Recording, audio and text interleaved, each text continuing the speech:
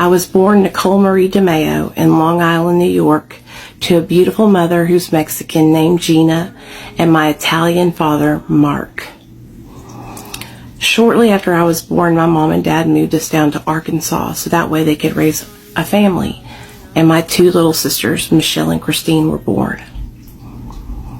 Ever since I was about 5 years old, I have had a hole in my soul, a void, a nothingness, the need to fill myself up with something outside of me so that way I could change the way I felt and fill that void.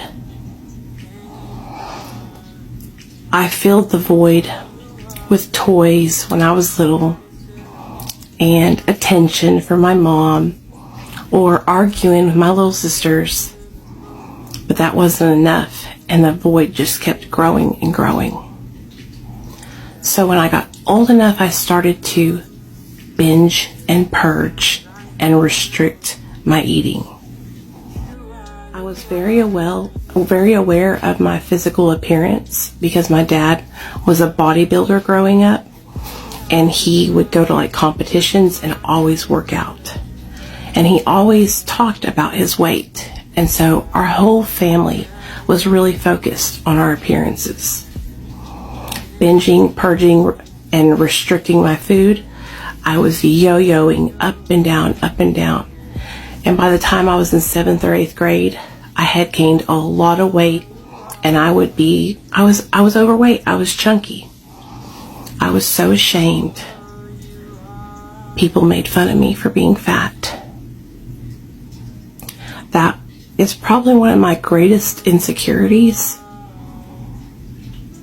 And so I said, you know what? I can't go to high school looking like this. And so my mom took me to the doctor, and he prescribed me Adipex.